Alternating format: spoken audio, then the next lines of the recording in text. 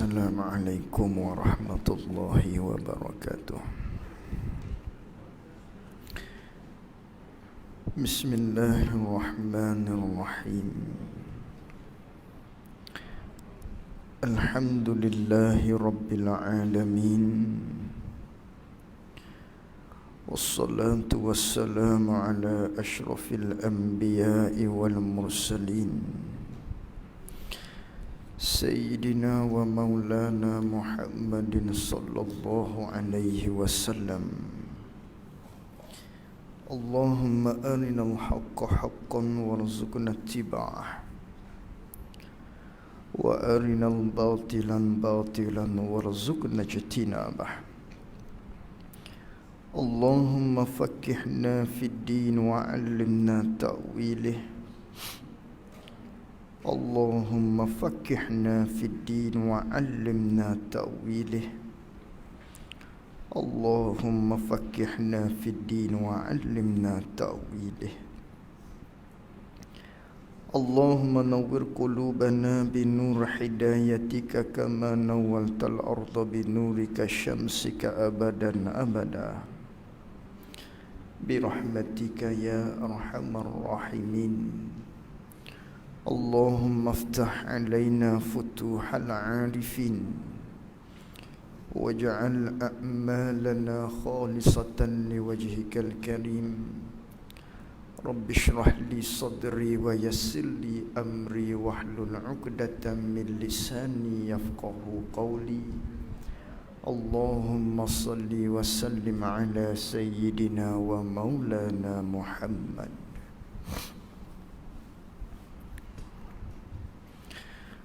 Qala al-muallif rahimahullahu ta'ala, wa nafa'ana bi'ulumihi wa bi'ulumina fid daraini amin. Keduanya amanah, arti amanah ialah kepercayaan. Itu kepercayaan ialah terjemuh daripada bahasa Arab kepada Melayu. Melayunya kepercayaan, Arabnya amanah. Itu terjemuh. Adapun makna dia, dan maknanya, makna amanah ataupun kepercayaan ni, terpelihara mereka itu rasul-rasul daripada mengerjakan segala barang yang ditegah, dan jika makruh dan khilaf aula sekalipun. Ini kita masuk pada sifat-sifat yang wajib bagi tubuh hak jadi nabi dan juga rasul, yang mana kita maklum bahawasanya Jawi, muka surat 13 kitab Jawi,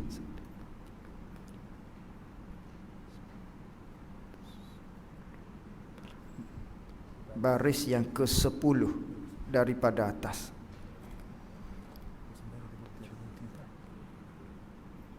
Baris yang ke-11 daripada atas. Kitab Jawi muka surat 13, baris yang ke-11 daripada atas. Dalam kurungan tu, dalam kurungan kedua. Qala al-muallif rahimahullahu ta'ala, kedua amanah. Jadi perbicaraan kita berkaitan dengan sifat-sifat wajib bagi rasul ataupun sifat-sifat yang wajib bagi tubuh hak bergelar nabi, yang mana yang kita maklum nabi dan juga rasul ni merupakan satu pangkat yang bukan dengan ikhtiar dan juga usaha, yang mana semata-mata merupakan pilihan daripada Allah Subhanahu wa ta'ala bukan dengan cara berusaha untuk mendapatkan pangkat sebagai seorang nabi ataupun rasul, dengan kena mujahadah melakukan ibadat banyak baru boleh jadi nabi, boleh jadi rasul. Dah hak dengan usaha ikhtiar hak di kita selaku umat Nabi sallallahu alaihi wasallam ialah mencapai satu pangkat hak dinamo dengan waliullah. Hak tu ya, sebagai seorang wali. Hak ni dengan ikhtiar dan juga dengan usaha kita. Adapun nabi dan rasul ni bukan dengan ikhtiar, bukan dengan usaha. Ini semata-mata maknanya pilihan daripada Allah Subhanahu wa taala. Nabi dan juga rasul ni, maka dah dia ialah pilihan daripada Allah Subhanahu wa taala. Nabi dan rasul satu pangkat tersebut ni, maka tentulah dah dia tu pilihan daripada Allah, mestilah tentulah dia bersifat dengan segala sifat-sifat yang sempurna hak manusia. Tentu sekali dia bersifat dengan sifat-sifat kamalat hak jenis manusia, hak pesing kesempurnaan di manusia. Tentu kerana apa? Kerana dia ialah orang yang dipilih pangkat Nabi Rasul dia ni oleh Allah Subhanahu wa ta'ala. Dah dia dipilih oleh Allah Ta'ala, maka tentulah dia bersifat dengan sifat-sifat kamalat yang sempurna sebagai seorang manusia. Maka manakala begitu setengah daripadanya hak wajib kita kena tahu atas jalan hurai satu-satu. Ni hak kita duk belajar ni. Yang lepas telah kita belajar, telah kita muzakarah berkaitan dengan sifat sidik. Tu setengah daripada sifat sempurna hak pesing manusia. Tu di nabi-nabi rasul-rasul tentu dia bersifat dengan sifat sempurna. Tapi sifat sempurna Tuhan ke? Tak. Sifat kesempurnaan hak Tuhan lain. Hak tu sifat kesempurnaan bagi ketuhanan, sifat kamalat bagi Tuhan. Hak ni sifat sempurna hak kepada manusia. Maka di antaranya bersifat dengan sifat sidik. Maka sifat sidik ni setengah daripada sifat sempurna yang wajib kita kena tahu bahawa nabi-nabi rasul-rasul ni dia mesti bersifat dengan sifat sidik. Tu yang pertama yang telah kita belajar pada pertemuan kita yang lalu. Maka pada malam ni pula kata pengarang rahimahullahu ta'ala kedua, yakni yang kedua daripada sifat-sifat di rasul, daripada 4 perkara ataupun 4 sifat hak dia telah bagi tahu pada pertemuan yang lepas. Maka yang keduanya iaitulah amanah. Ini sifat yang kedua hak wajib kita kena i'tiqad. Rasul-rasul, nabi-nabi ni dia mesti bersifat dengan sifat amanah. Sifat amanah tu panggil sifat yang wajib. Dah amanah tu sifat yang wajib, nak hukum macam mana di nabi-nabi ni bersifat dengan amanah? Yang mana sifat amanah tu sifat wajib, hukum dengan kata mesti, hukum dengan kata tentu, sungguh sengoti nabi-nabi rasul ni bersifat dengan sifat amanah. Tu wajib kita i'tiqad dalam hati kita. Yang mana merupakan setengah daripada sifat sempurna bagi manusia. Maka yang keduanya iaitulah amanah. Apa arti amanah? Terjemah amanah dulu dalam bahasa Arab. Amanah Melayu kita sebut apa amanah-amanah ni? Artinya yakni terjemahannya, amanah ni ialah kepercayaan. Tu kepercayaan tu dalam bahasa Melayu Arab amanah. Jadi Melayu kita laginya kepercayaan hak kita nak terjemuh hak lebih segera faham laginya ialah berjuruh. Berjuruh kalau dalam bahasa Kelantan. Kalau di sini tak tahu nak cakap macam mana. Ai budak ni berjuruh lah. Berperangai dengan perangai yang elok. Tu panggil amanah. Bila seseorang tu berjuruh, kita kata budak ni Allah berjuruhnya. Apa makna berjuruh? Faham kepada kita. Oh, dia tak karut perangai dia. Perangai dia baik. Perangai dia molek. Tu dia tak buat benda-benda jahat. Tu panggil berjuruh. Tu kalau terjemuh dengan kepercayaan, payah sikit kita nak tangkap makna lagi akan tu. Yang mana di dalam kitab kita terjemuh amanah dengan kepercayaan. Hak tu dalam kitab kita. Nak segera faham lagi. Amanah terjemuh lagi berjuruh kita. Ataupun perangai molek. Ikut lagi. Kalau Kelantan lebih tepat lagi berjuruh. Itu amanah. Maka makna amanah terjemuh kepercayaan. Makna dia apa? Dan maknanya, makna kepercayaan ni, makna berjuruh ni, makna amanah ni, hak makna dia. Hak kita kena iktikad makna ni. Dan maknanya makna kepercayaan berjuruh ataupun amanah, katakanlah makna dia begini. Makna hak kena iktikadnya, nabi-nabi, rasul-rasul bersifat dengan amanah, dengan makna dia terpelihara mereka itu nabi-nabi, rasul-rasul ni, mereka itu terpelihara, terjaga, terhindar daripada mengerjakan segala barang, segala perbuatan-perbuatan, segala perkara-perkara yang ditegur. Tu panggil kepercayaan.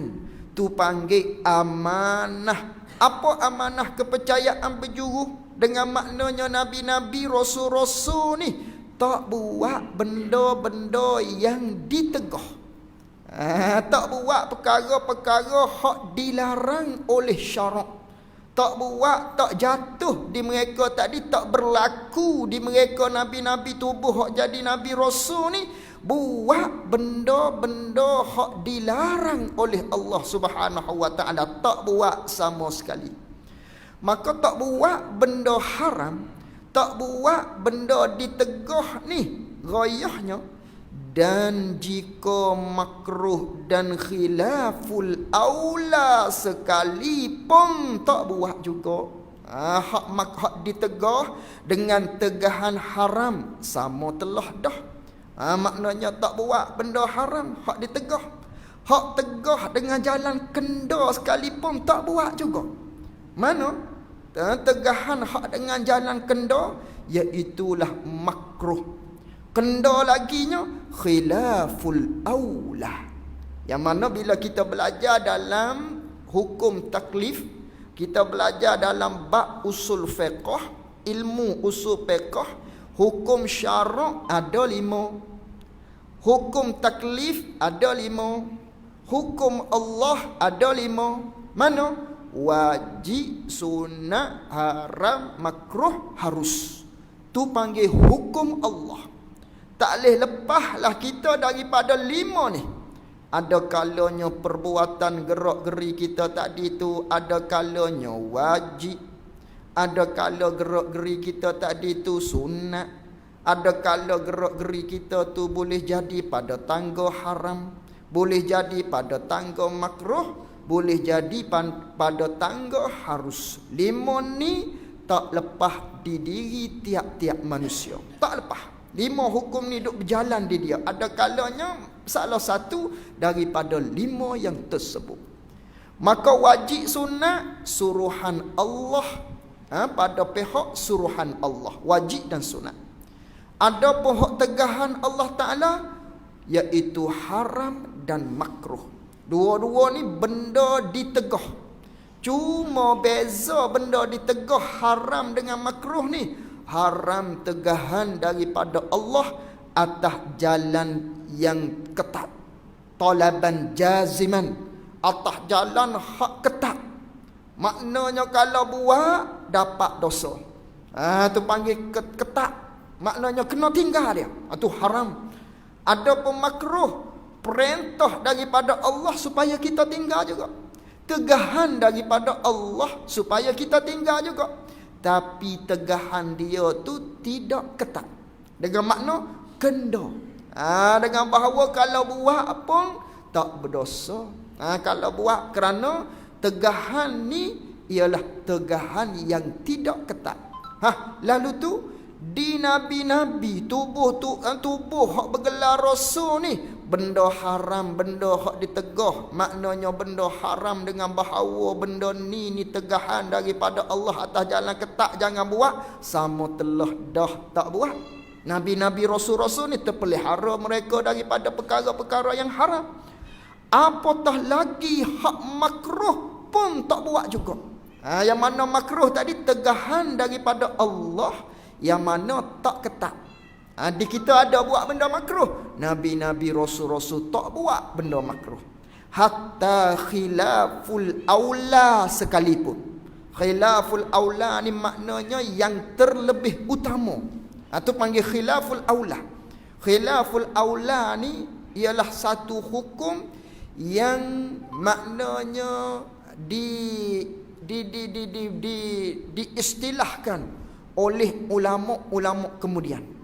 Yang mana kita maklum tadi hukum taklif ada 5. Hukum ada 5. Wajib, sunat, haram, makruh, harus.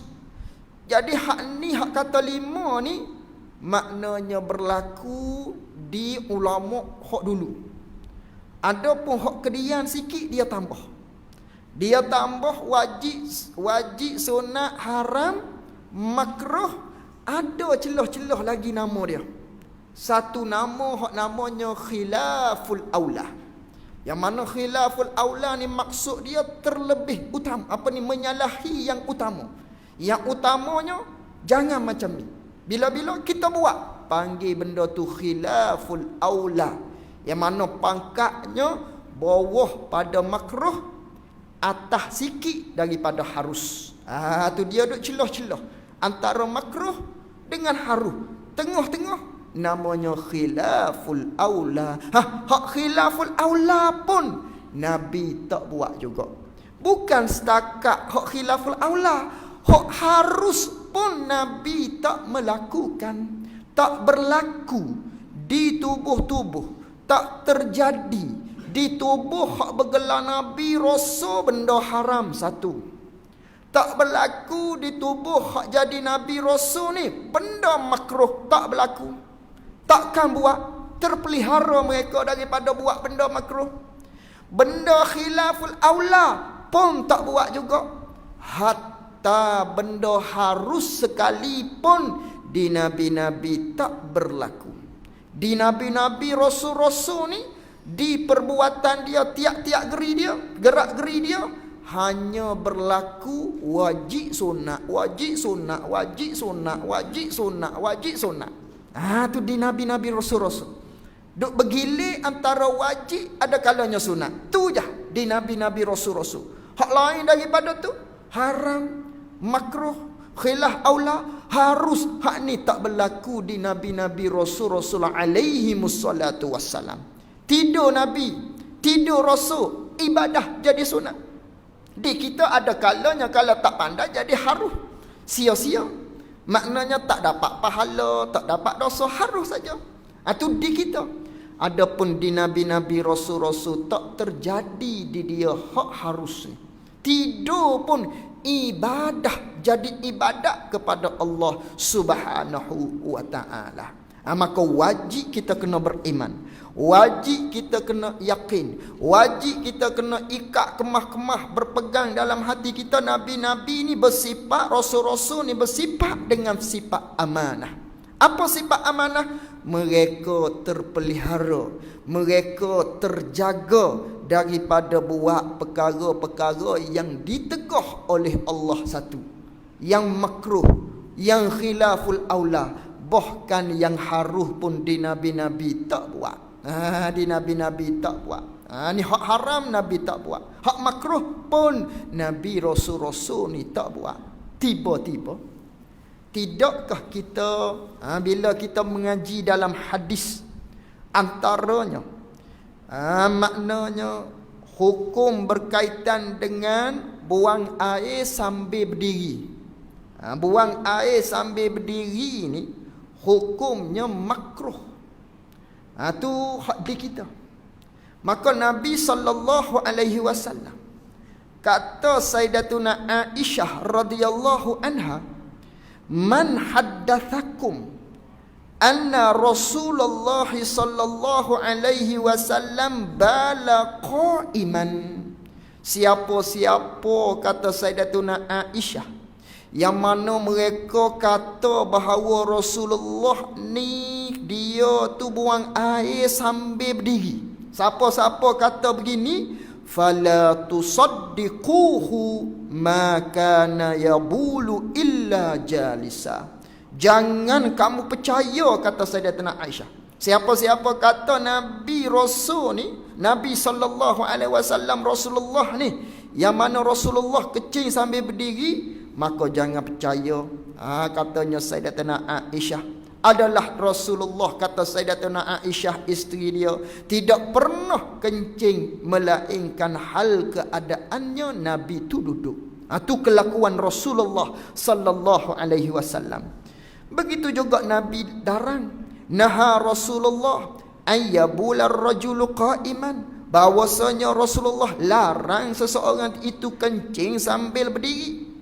Lalu tu tiba-tiba maknanya ada riwayat yang menceritakan atan Nabi sallallahu alaihi wasallam subatata qaumin fabala qa'iman. Tiba-tiba ada riwayat yang seterusnya menceritakan oleh sahabat, pada satu hari Nabi pergi pada satu tempat yang kotor, tiba-tiba Nabi pun buang air dalam keadaan Nabi tu berdiri.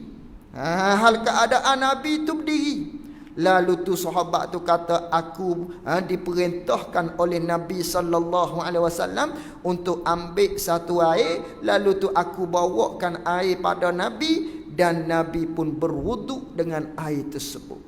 Tadi kata Sayyidatuna Aisyah, Nabi tak pernah kencing berdiri melainkan hal keadaan duduk. Kemudian Nabi ada cerita ataupun Nabi ada pesan, ada larang bahawa Nabi larang kencing sambil berdiri. Tiba-tiba Nabi sendiri buat, maknanya kelakuan kencing sambil berdiri. Maka apa kita nak kata? Maka keluarlah dalam hukum fiqh. Keluarlah dalam hukum fiqh maknanya makruh kencing sambil berdiri. Kencing sambil berdiri itu makruh, bukan haram. Selama kita tidak ada keuzuran, tak haram kita kencing sambil berdiri, hanya makruh sahaja. Itu dikeluarkan hukum oleh ulama berdasarkan 3 hadis tadi.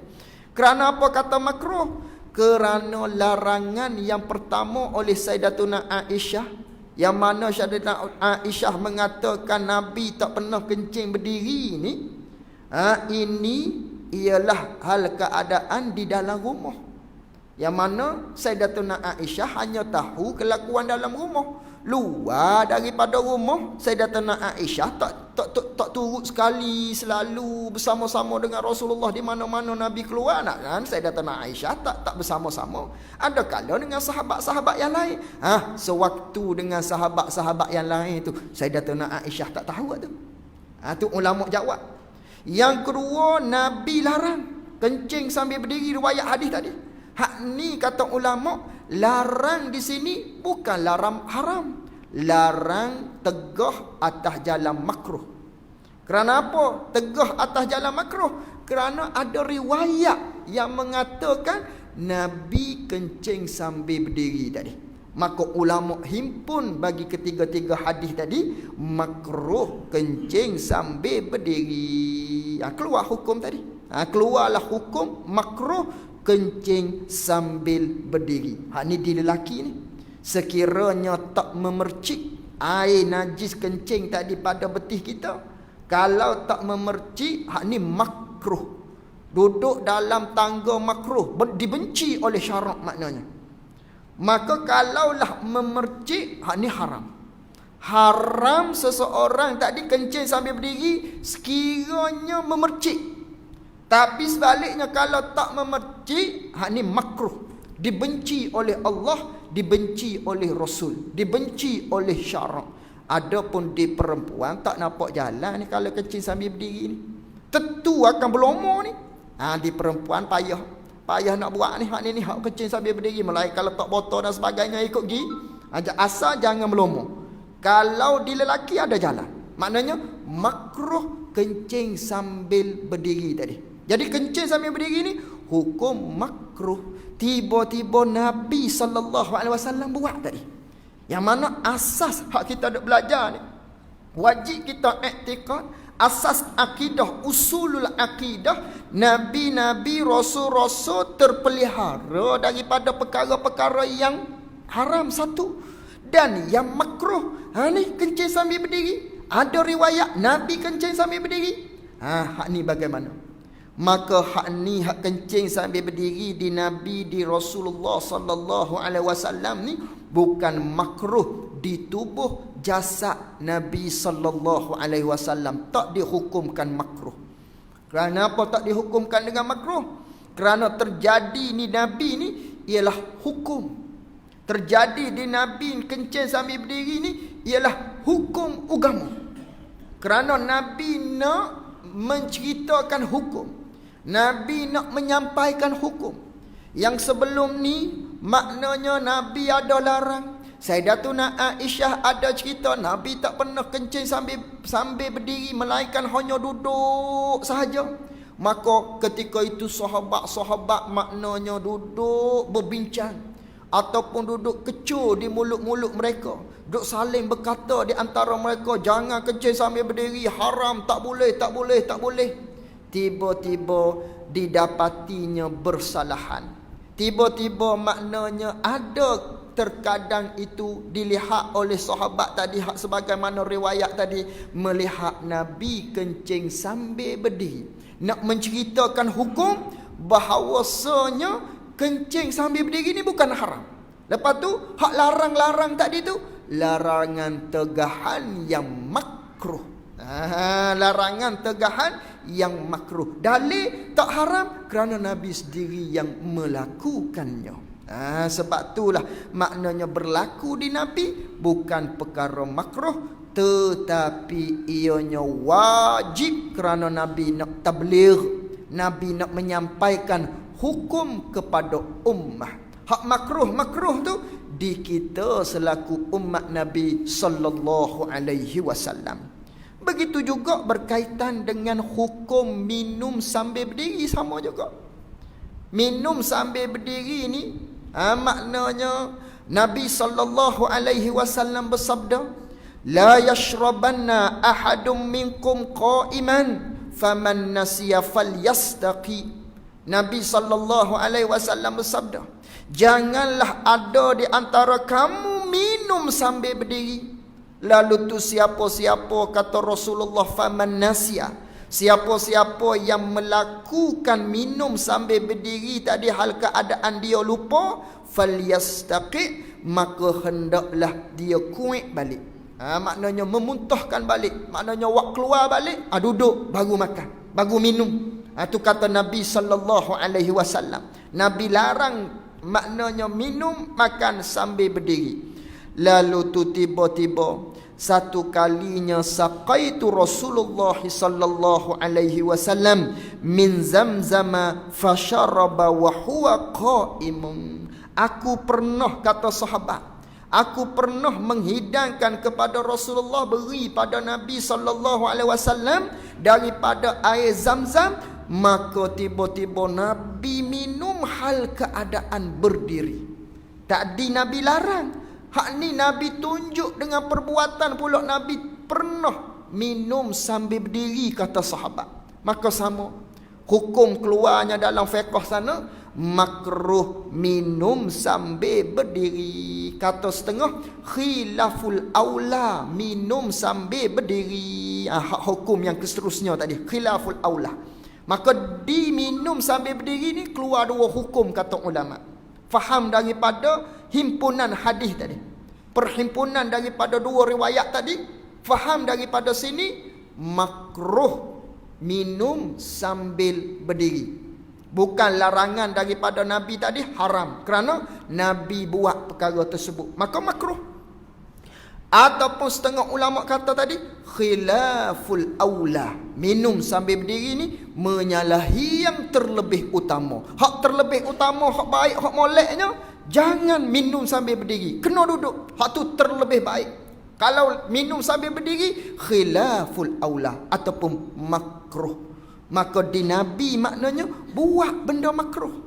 Di Nabi Rasulullah sallallahu alaihi wasallam tadi melakukan perkara khilaful aula. Hak kita belajar Nabi-Nabi Rasul-Rasul tak buat benda makruh, tak buat benda khilaful aula. Tadi minum sambil berdiri makruh kata setengah ulama, khilaful aula kata setengah ulama. Nabi buat ni.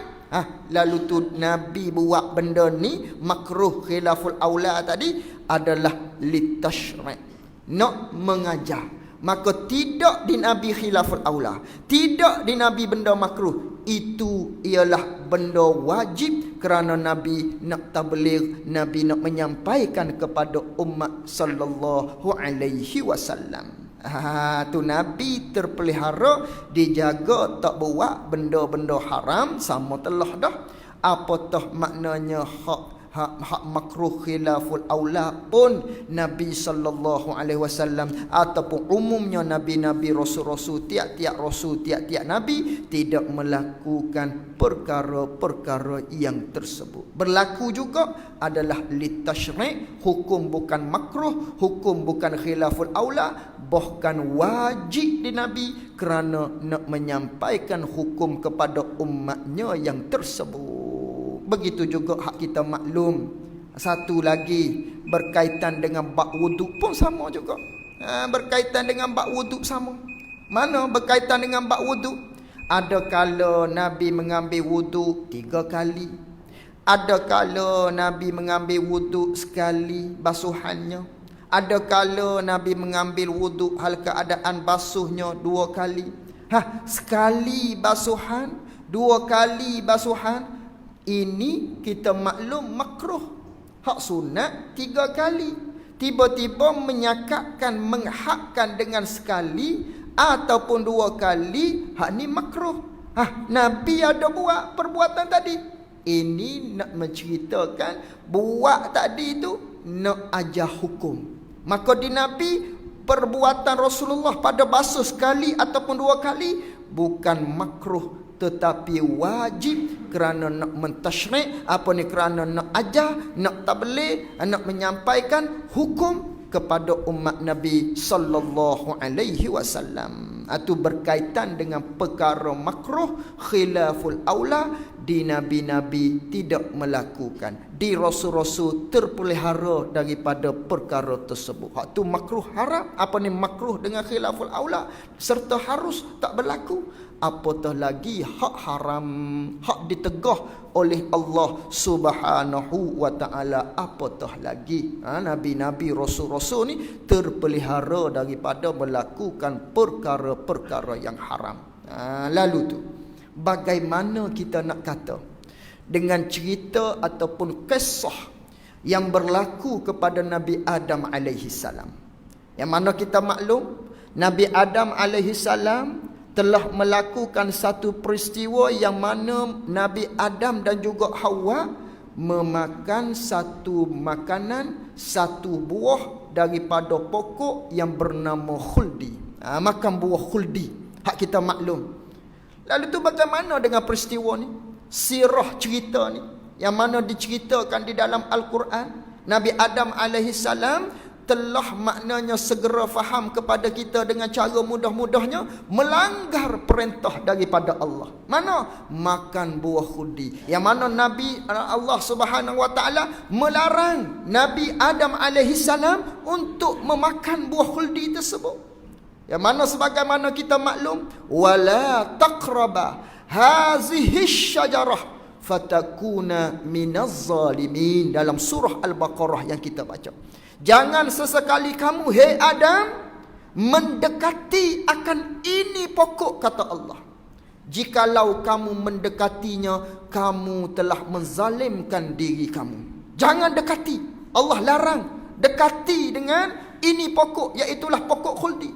Tiba-tiba Nabi Adam mendekati, bahkan makan buah khuldi. Yang mana buah khuldi ini, pokok tersebut dilarang. Bermakna Nabi Adam telah melanggar perintah Allah. Maka Nabi Adam buat benda haram. Macam mana? Sedangkan akidah kita, Nabi-Nabi, Rasul-Rasul, amanah. Apa amanah? Terjaga, terpelihara daripada benda yang haram. Bagaimana dengan peristiwa di Nabi Adam alaihi salam? Maka di sinilah takwil. Asas akidah, Nabi Rasul, usul akidah, pegangan akidah kita, Nabi Rasul tidak melakukan perkara-perkara yang haram. Maka jika didapati di dalam Al-Quran dengan bahawasanya Nabi Adam ada melakukan perkara yang melanggar benda haram yang Allah Ta'ala larang, tiba-tiba tak buat, tiba-tiba melakukannya, panggil melanggar perintah, jadi haram, maka di sini perlu ditakwil. Maka takwilan ini ada dua jalan yang ditakwil oleh ulama. Yang pertama, kata ulama, wala taqraba hazihi syajarah. Jangan kamu, hei Adam, hei Nabi Adam, mendekati ini pokok. Ini pokok, hazihi syajarah. Isim isyarat dia panggil. Maknanya ini pokok, pokok ni. Hak lain tak tahu lagi. Ini pokok hak tak boleh. Fahamnya di Nabi Adam. Ini pokok tak boleh. Nabi Adam tadi pergi ambil pokok lain. Bukan ini pokok. Itu pokok lain. Pokok khuldi juga tapi hak lain. Bukan ini pokok. Maka dinamakan dengan salah ijtihad. Dipanggil dengan salah ijtihad. Silap faham. Silap ijtihad. Maka ketika ini tak dinamakan bersalah. Tak dinamakan melanggar perintah Allah. Kerana Allah larang ini pokok. Sebagaimana kita kata, jangan duduk di atas meja ini.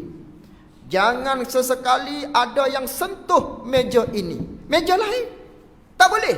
Tak ada masalah lah meja lain. Ini meja saja tak boleh disentuh. Ini salah ijtihad. Ini jalanan yang pertama. Maka tak jadi masalah, tak timbul isu dah lah. Dan jalanan yang kedua pada mentakwilkan ayat tersebut, wala taqraba hazihi syajarah fatakuna minaz zalimin, dengan maknanya jangan kamu dekati, hei Nabi Adam, akan ini pokok, yakni jika kamu belum bersedia untuk kamu menjadi khalifah di atas muka bumi. Kalau kamu belum bersedia nak menjadi khalifah di atas muka bumi, jangan makan pokok ni. Jangan telan pokok ni. Jangan mendekati akan ini pokok buah khuldi ni. Jangan makan buahnya. Kalau kamu belum bersedia menjadi khalifah di atas muka bumi. Fatakuna minaz zalimin. Kalau kamu makan juga hal keadaan kamu belum bersedia, kamu telah menzalimkan diri kamu sendiri kerana terpaksa turun ke atas muka bumi hal keadaan kamu tidak bersedia. Kerana maklum, sewaktu berada di atas di dalam syurga, semua benda boleh berlaku. Nak tu boleh, nak ni boleh. Kalau di atas muka bumi, ketika mana diturunkan ke bumi, tidak ada dah nikmat-nikmat yang tersebut. Nak makan kena cari sendiri, nak minum kena cari sendiri, kena berusaha sendiri, pakai pakaian dan sebagainya. Jadi kalau kamu belum bersedia lagi, jangan makan. Kalau bersedia dah, silakan makan maknanya. Kerana hikmah dijadikan Nabi Adam alaihi salam, kita maklum dalam surah Al-Baqarah, wa iz qala rabbuka lil malaikati inni ja'ilun fil ardi khalifah. Berkatalah Nabi Allah Subhanahu wa taala kepada malaikat, ini sesungguhnya aku nak menjadikan manusia sebagai khalifah di atas muka bumi. Nabi Adam tak tercipta lagi. Nabi Adam, waktu Allah Ta'ala maknanya berfirman kepada malaikat, Nabi Adam tak ada lagi. Aku nak menjadikan maknanya Nabi manusia sebagai khalifah di muka bumi. Itu hikmah. Dijadikan manusia untuk menjadikan khalifah di muka bumi oleh Allah Subhanahu wa ta'ala. Maka kalau tak makan buah khuldi, seolah-olahnya tak boleh turun ke bumi. Asbab maknanya nak turun ke bumi, asbab kena makan buah khuldi. Itu seolah-olah begitu, ditakwil dengan begitu. Maka tak jadi salah dah lah. Tak jadi salah di Nabi Adam alaihi salam. Maka Nabi Adam teriak juga tu. Nabi Adam menangis juga tu. Bertaubat pada Allah Ta'ala juga tu. Tu dia panggil min babil hasanatil abrar sayyiatil muqarrabin. Kerana Nabi Adam AS tadi menangis pada Allah, bertaubat pada Allah, berteriak menangis pada Allah tadi dengan tangisan yang penuh tadi. Kerana dia tahu daripada keturunan dia, daripada zuriat dia, ada yang akan jadi kafir daripada sebab tu. Maka dia rasa bersalah. Rasa bersalah kerana akan ada daripada keturunan zuriat Nabi Adam AS yang tidak menyembah Allah Subhanahu wa ta'ala. Maka Nabi Adam menangis, bertaubat pada Allah. Takut dia tu salah sebab tu. Tu dia menangis di atas muka bumi, bertaubat pada Allah Subhanahu wa ta'ala tu. Tu di antara asbab turun tu dengan makan buah khuldi. Kalau tidak, tak adalah kita ni. Maknanya kalau Nabi Adam tak makan, takdirnya kalau dengan ketentuan Allah Ta'ala azali lagi lah, maknanya semua perkara kalau ditilik pada hakikatnya. Kerana di dalam syurga tak boleh nak beranak pinak. Tak ada beranak pinak. Beranak pinak ni di atas muka bumi. Itu ditakwil oleh para ulama pada ayat yang tersebut. Walhasilnya akidah kita, nabi-nabi, rasul-rasul, terpelihara mereka daripada perkara yang haram, makruh, khilaful aula. Bahkan harus pun tak berlaku di Nabi. Hanya bergilir di tubuh Nabi Rasul ni perkara wajib dan sunnah sahaja. Lalu kata pengarang rahimahullahu ta'ala, kata nabi-nabi, rasul-rasul ni tak buat benda haram tu, terpelihara pada zahir dan pada batin. Pada zahir tak buat benda hak haram, hak makruh, hak khilaful aula. Pada batin pun tak buat juga benda haram. Zahir maknanya tak buat benda haram, umpama berzina, umpama minum arak. Ikutlah perkara-perkara zahir, hak maksiat, hak derhaka, hak haram. Nabi-nabi, rasul-rasul terpelihara tak buat. Hak batin pun sama. Sifat-sifat mazmumah, sifat-sifat yang dicela pada syarak, riak, takabur. Nabi-nabi tak bersifat dengan sifat yang demikian. Kerana nabi-nabi, rasul-rasul bersifat dengan amanah. Mereka itu maksum, mereka itu terpelihara daripada melakukan perkara-perkara yang ditegah. Sama ada hak zahir dan batin. Kata terpelihara lagi pada ketika kecil, pada ketika dia tu belum balik, dan besar pada ketika dia selepas balik pun sama juga tak buat benda haram. Waktu Nabi kecil, rasul-rasul tu kecil, tak buat benda haram. Waktu dia besar sama telah lagi, tak buat benda haram. Hak kecil pun tak buat dah. Waktu rasul tu kecil lagi, tak buat dah. Sebagaimana kita maklum satu cerita, ketika mana kalau tak silapnya Kaabah ketika itu ada terjadi satu keruntuhan ke ataupun nak bina semula ke macam mana, ketika itu ada peristiwa banjir kalau tak silap. Tiba-tiba ketika itu manakala nak gotong royong Kaabah, ada seseorang daripada mereka kata kepada Nabi kita, yang mana Nabi kita belum lagi dijadikan Nabi, belum dilantik jadi Nabi. Waktu Nabi kecil, bukalah seluar tu. Bukalah seluar tu, mari kita pakat-pakat gotong royong ni. Ataupun sisinglah seluar tu. Maknanya menampakkan aurat. Nabi dah, manakala Nabi nak buat, terus jadi pengsan. Waktu Nabi kita nak melakukan, terus pengsan. Kerana apa? Terpelihara oleh Allah Ta'ala jaga. Allah Ta'ala memelihara Nabi-Nabi, Rasul-Rasul. Walau pada kita ke itu belum jadi Nabi, belum lagi jadi Rasul, ketika itu masih lagi kecil, tak buat benda-benda yang haram. Itu pada ketika kecil dan besar tak buat.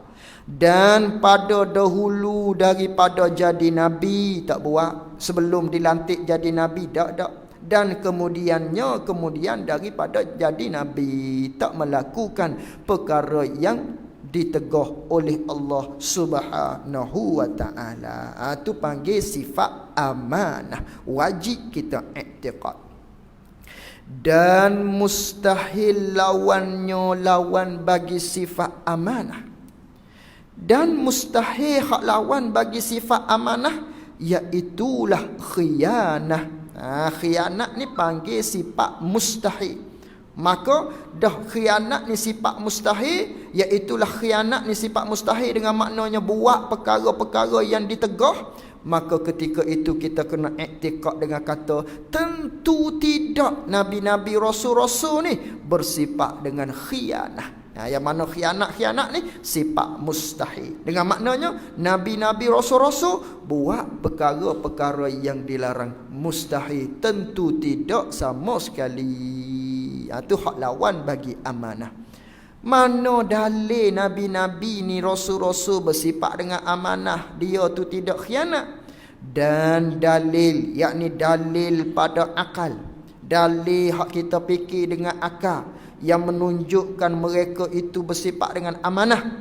Dan dalil amanah mereka itu bahawasanya jika khianat mereka itu, kalaulah Nabi-Nabi, Rasul-Rasul ni pesing sifat dia khianat, dengan makna buat pekerjaan-pekerjaan yang haram, yang ditegah oleh Allah Ta'ala, hatta buat benda makruh.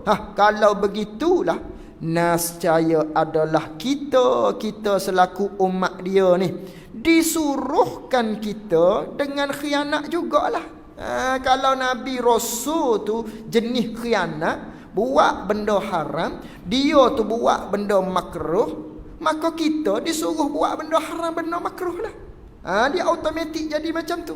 Kerana apa? Kerana Allah Ta'ala berfirman dalam Al-Quran, wa ma atakum rasulun fakhuzuh. Kamu kena ikut Nabi. Kul in kuntum tuhibbunallah fattabi'uni. Kalau kamu tu maknanya kasih pada Allah, maka hendaklah kamu ikut aku. Hendaklah kamu ikut aku. Tiba-tiba kita kena ikut Nabi. Nabi buat benda haram, Nabi buat benda makruh. Kita kena buat benda haram, kita kena buat benda makruh. Adakah sah begitu? Tidak sah. Adakah akal kita boleh terima begitu? Tak boleh nak terima. Ini dalil kita fikir dengan akal. Kalau Nabi, Rasul-Rasul bersifat dengan khianat, buat benda haram, benda ditegah, nescaya kita pun disuruhkan dengan melakukan perkara tersebut juga. Kerana apa begitu? Kerana disuruhkan kita tadi dengan mengerjakan seumpama perbuatan mereka itu Rasul-Rasul dan Nabi-Nabi. Kalau Nabi-Nabi itu bersifat dengan khianat, maknanya Nabi itu buat perkara haram dan perkara yang ditegah, maka kita disuruh khianat juga. Kerana apa kita disuruh dengan khianat juga? Kerana kita ni disuruhkan dengan mengerjakan seumpama perbuatan mereka itu Nabi-Nabi, Rasul-Rasul. Dan padahal, dan tu dengan mana padahal tiada, yakni tiada sah kita nak dakwa bahawa disuruhkan kita hamba ini, yakni oleh Allah Ta'ala, dengan khianat itu. Kerana apa tak sah nak kata kita ni disuruh oleh Allah dengan khianat? Kerana tiada menyuruh oleh Allah Ta'ala akan hambanya dengan kejahatan sekali-kali. Tu cara kita fikir dengan akal. Cara kita fikir dengan akal, kita fikir nak menunjukkan nabi-nabi ni mesti dia bersifat dengan sifat amanah. Wallahu a'lam wa ilmuhu wa atam. Jazakumullahu khairan jazaa. Assalamualaikum warahmatullahi wabarakatuh.